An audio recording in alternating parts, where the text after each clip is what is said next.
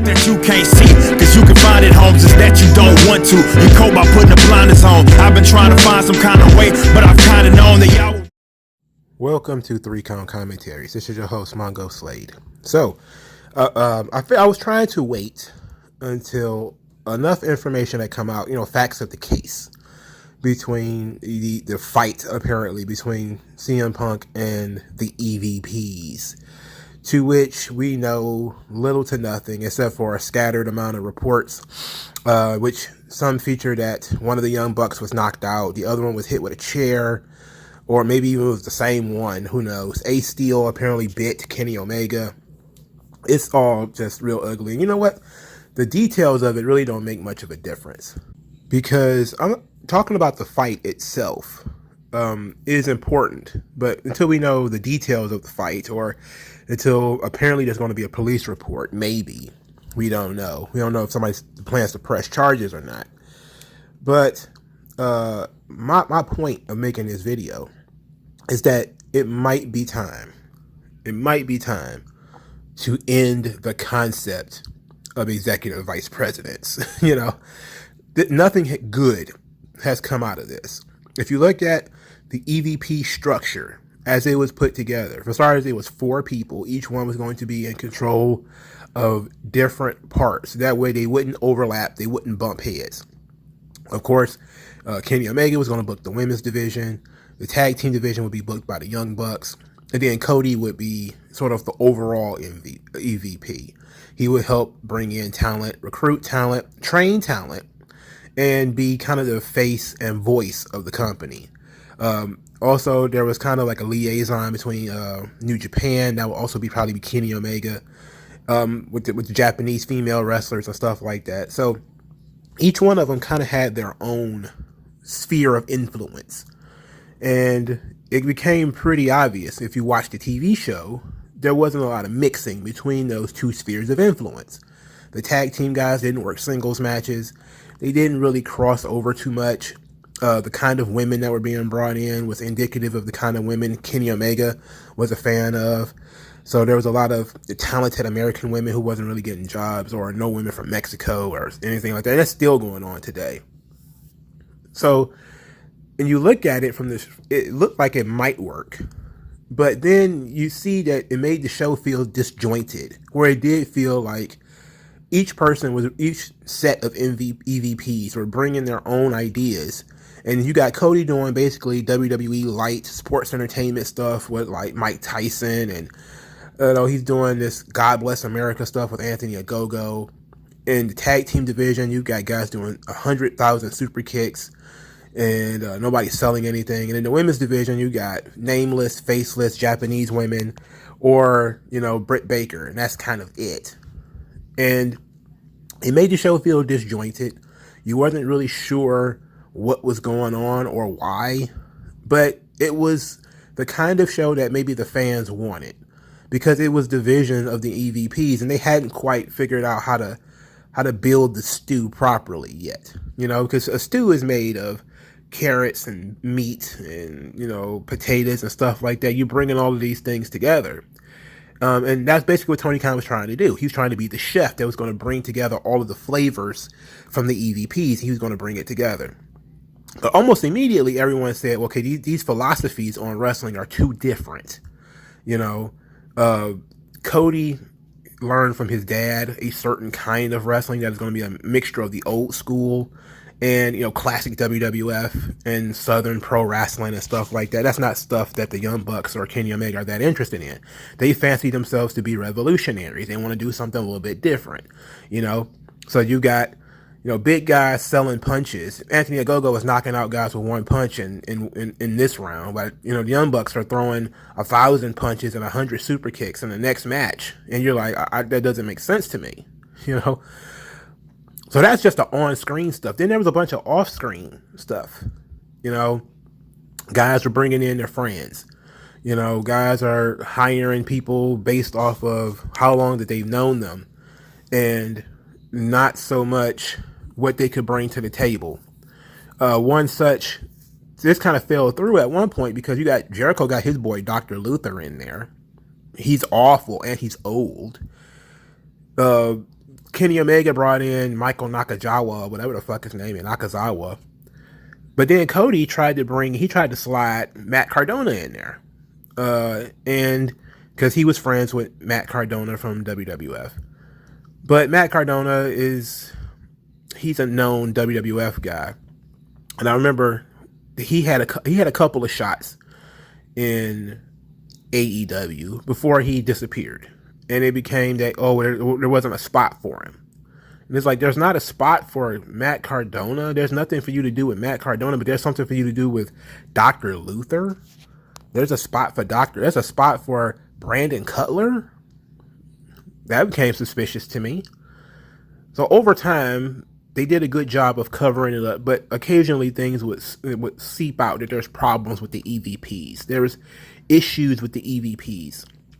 And the CM Punk thing happens. Cody tries to negotiate with CM Punk to get CM Punk blasts him online for it. So Cody is now kind of looking ridiculous. We know, and it's great that, the CM Punk thing has blown up, because now there's, audio coming out of Cody and Jericho laughing at CM Punk trying to be a locker room leader in WWE. This was recorded almost 2 or 3 years ago at this point. So that audio is now coming up. No doubt Punk probably heard it or heard about it. So who knows what kind of heat he might have had with Cody from WWE or from, anything like that. And we know that Jericho and Punk had heat because Jericho offered to have Punk on his podcast once and Punk turned him down, said that Jericho was trying to use him. He was being very paranoid. So the CM Punk thing was quite possibly an issue even before Punk got even into the company, because there was guys from WWE that he bumped heads with. So the EVPs are now there. At some point, things aren't quite working out the way that Tony Khan wants it to. They have failed to hit certain benchmarks, I'm guessing. So he decides to strip power from the EVPs. He's going to book things himself now. That made the shows a little bit more cohesive, because now it's one man's vision doing the pro wrestling stuff. At the same time, the guy doesn't really know what he's doing. But then the talent increases. You bring in Punk, you bring in Danielson, you bring in Cole. You're like, okay, this guy's got the money, he's spending it. And then Cody is out. So Cody is gone. He wants more money. He probably hears the amount of money that CM Punk is making. He wants the same amount of money. He also probably felt that we need to break this whole I can't be the world champion thing, whether it was his own idea or not. He clearly wanted to be the world champion and wasn't going to be able to get that opportunity in AEW. So maybe he booked himself into that. Maybe he didn't. We don't know for sure. But ultimately, he wanted to be world champion and he wanted more money. And the EVPs, they got their contracts extended except Cody. And Cody decided to walk and go back to WWE. And from that point forward, the company has struggled. It's been very difficult. Every time you turn around now, it's been a new problem. So before even they got into a fight with CM Punk, apparently, the Young Bucks and Kenny Omega, they've been having on-screen issues and off-the-screen issues.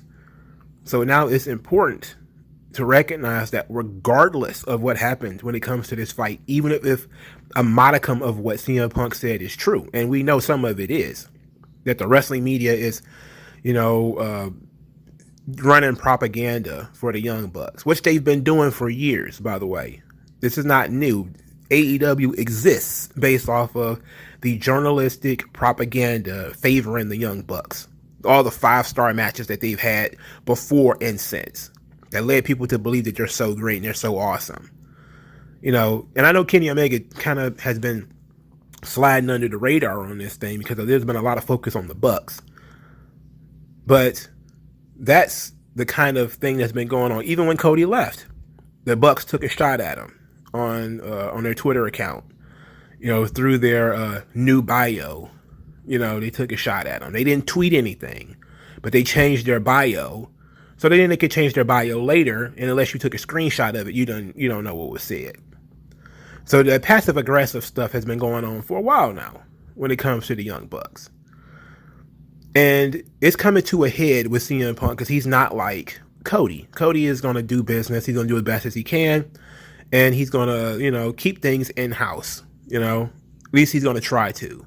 Punk is a complainer, and he's going to make it public. That's what everybody liked about CM Punk. That's what he went out and blasted WWE in public instead of keeping that shit to himself. He wanted to be public with it. So he did. That's what everybody kind of rallied around him because, oh God, CM Punk, he's the guy who's going to tell it like it is. And you think he's not going to tell it like it is when it comes to the Young Bucks and Kenny Omega and these guys who are, running propaganda in the dirt sheets about, him and Colt Cabana and all that kind of shit. You think he's not going to tell that story in public? Of course he's going to tell that story in public.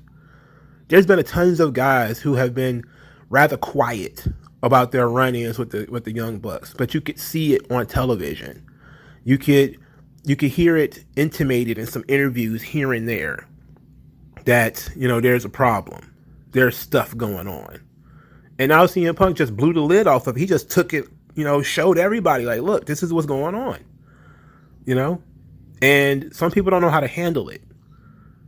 And so this leads to us to the fight scene. 10 minutes into this video, this leads us to the fight, where apparently, according to sources, which would be the various news outlets, the Young Bucks went to his locker room.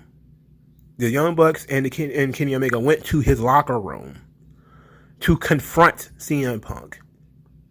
From there, we don't know what happened. Somebody got punched. Somebody got hit with a chair. Somebody got bit, apparently. There was a big fight. Now, some of this is hard to believe. The Young Bucks are not known as being the toughest guys in the world. Neither is Kenny Omega. The concept that these guys are going to suit up like the mob and go and rush CM Punk's locker room and jump him like they're gangsters or some shit like that. I don't know if I buy that too much. All right, that's something I question. I raise my eyebrow at that one. Like, brother, I'm not entirely sure that I'm willing to run with that. But they did have the numeric advantage. They also have the power advantage. The propaganda of the journalistic class. They also have some people behind them. There's people in the locker room who are there because of the Young Bucks and who have been given jobs not only because of the Young Bucks, but are being treated very well because of the Young Bucks. That's the issue of them being EVPs. They have the power to bestow favor upon people. So there's going to be people backstage who are going to be favorable to the Young Bucks, who are going to be friendly to Kenny Omega, who are going to say, yeah, the problem is CM Punk all this time. Because, well, I wouldn't have a job if it wasn't for the Young Bucks. So, yes, that's the issue. At the very least, we need to get rid of the concept of the EVPs. They need to become regular talent. If they're going to stick around, they need to become regular talent. Which means whatever authority Tony Khan took from them before, he needs to take even more. And he needs to be public that the executive vice president concept is a failure and that the Young Bucks and Kenny Omega are now going to be re-signed to AEW as regular talent at a different pay rate with no backstage power whatsoever. And that's at the very least what should happen. And I can say that without even knowing the details, because as an executive, you handle things in an office, not in the locker room. So even if you didn't go in there with the concept or in the mind frame that we're going to confront CM Punk, yada yada yada. No, CM Punk is your employee or you're a contractor for your company. You have a problem with him, you pull him into your office. Now I know that doesn't even sound like something that would happen, would it? CM Punk is going to get a summons from Matt Jackson to come to his office, but that's the way it would happen. You would send him an email like, Punk, we need to talk. Yeah, we heard the scrum. I feel like it was very unprofessional. If you have a problem with us, you need to come to us. We need to sit down with Tony Khan about it, yada, yada, yada. Yes, that's how you do it. You don't storm his fucking locker room. You don't go anywhere near his locker room. Let CM Punk beat his chest and say, nobody's going to beat on my locker room. Nobody's going to come talk to me about it. You're right. We're not, because that's not our place. As executives and representatives of the company, We're going to send you an official summons to come talk to us. Sure, we may have tried to pull them aside before. It's not going to work. They tried the big meeting, and apparently it didn't work. So apparently they don't need to have any authority whatsoever. They need to get pulled away. And even if it's CM Punk that's the problem, which he might be, and a lot of people seem to think that CM Punk is the issue. He might be. But even if it's him, the Young Bucks do not need to have any authority over anybody else, not whether in-ring talent. They can't do it. It's not going to work. It's only going to cause more problems. Tony Khan can make things easier for himself just by saying, trying to suspend people and fine guys and finding out what's appropriate and all that kind of shit. It's like, well, you fined and you suspended Eddie Kingston for his dust up with Sammy Guevara. All right. So that's your template. Sammy Guevara was fined and suspended for some of the stuff he said even before he got to AEW. The whole I want to rape Sasha Banks stuff. That's a problem too, but whatever. So you have to set a really high standard for your EVPs. So if anything they did is out of the ordinary or unprofessional, you need to lambast them harder, because those are the guys that you trusted to handle recruiting, to handle some of the booking at one point in time. And if you look at the totality of the situation, they've been a problem more often than CM Punk. And look, he got to get rid of that concept. The EVPs do not work, right? It doesn't work on screen. That was the whole point of me going about the whole on screen thing. It didn't work on screen, and it's not working off screen. These guys had no experience doing this thing. They were just, hey, if you just hire my friends, I'm an executive vice president. It's like, okay, what else were they doing? All right, I think one of the Young Bucks, one of their wives were handling the marketing. But that's not, the marketing isn't that awesome that we need to keep these people around doing this. So we need to get rid of the EVPs concept. That's the one thing that we could do out of the whole brawl situation, regardless of who started it, regardless of what happened. We'll talk about the details when we have more information. But the EVPs are not working. It's time to go. It's time to get rid of that. Because giving wrestlers power over other wrestlers, over their competition, because they're all contractors, working for the same guy, giving them the ability to control the lives and careers of other people, it's just too much power. And we know that throughout history, allowing wrestlers to be the booker and giving them power over other people's careers, especially people who they may wrestle one day, is a problem. Like, you gave the Young Bucks the power over their own division, the division that they work in. If anything, maybe you should have gave Cody power over the tag team division. Therefore, the Young Bucks can't have any opinion, and that might have mitigated some of the stuff that came out. But that wasn't what the plan was. The plan was, well, that's like Kenny Omega. Kenny Omega is not a woman, at least not that we know of.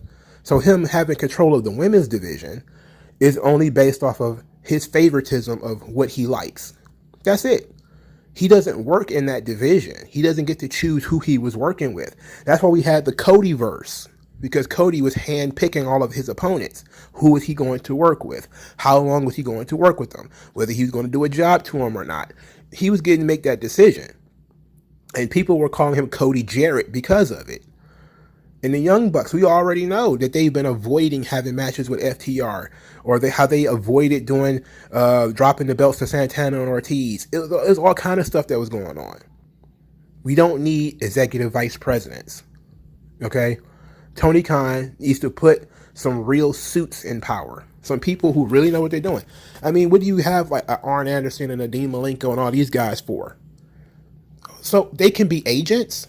No, they should be your executives. They should be the guys who are going to Kenny Omega and the Young Bucks. They should be the guys that CM Punk can go to and say, look, I'm having problems with these fucking guys. Arn Anderson, please do something about these guys. And therefore, he is an impartial enforcer. He's the enforcer of the Four Horsemen. He's an impartial enforcer now And he can make the decision, you know what? These guys are a problem. We're going to suspend these dudes. We're going to move these guys here and there. We're going to cut them. We're going to do whatever. And he gives Tony Khan his ideas. Here's what we're going to do. Here's what I think we should do from all of my years of experience, not only being in the ring, but also being outside of the ring. This is how we handle it. Okay?